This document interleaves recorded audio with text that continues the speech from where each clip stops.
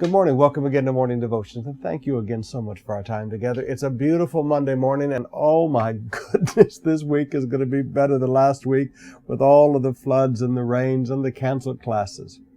I'd like you to open your Bibles with me, please, back to the book of 2 Chronicles chapter 10.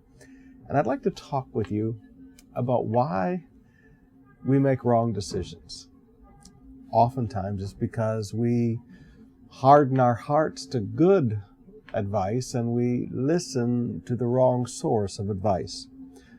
2 Chronicles 10, beginning with verse 8. But Rehoboam rejected the advice the elders gave him and consulted with the young men who had grown up with him and were serving him. He asked them, "What is your advice, and how should we answer these people who say to me, 'Lighten the load your father put on us'?" The young men who had grown up with him replied. Now I want you to notice several things here.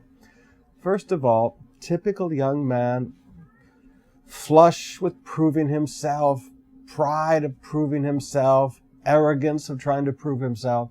He refused to listen to the advice of the generation before him. Now please forgive me, young man. I was young once. I'm still young, but I was much younger once. And I know the temptation to think that the people who've gone ahead of us are all wrong. But I learned from listening to my grandfather that there's a lot of wisdom there that you and I should be listening to. And because I listened to my grandfather, I stayed out of a lot of trouble others of my generation got into. You have to learn, don't reject the advice of the generation before you. They have something called experience, and they have nothing to prove. There's no testosterone mixed with their advice. But now notice the people he chose to listen to. He chose to listen to a group of people characterized by two things. Number one, they grew up with him. They were his playmates, they were his batchmates, they were his classmates. But please forgive me, they had no more experience than he had. They were no wiser than he was.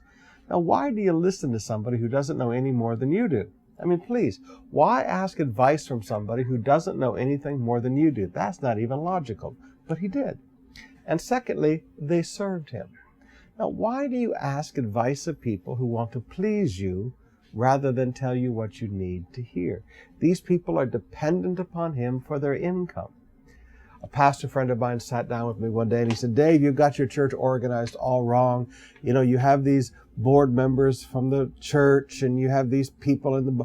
Dave, you got it all wrong. What you need to do is just, have the staff, have the pastors that you hire be on the board with you and everything is great." And I said, I've watched a lot of churches like that, and they destroy themselves because nobody will tell you when you're making a mistake because you signed the paychecks.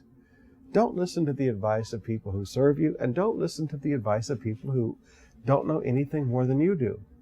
Go and seek out the counsel of people who have wisdom and experience. Then you will be successful.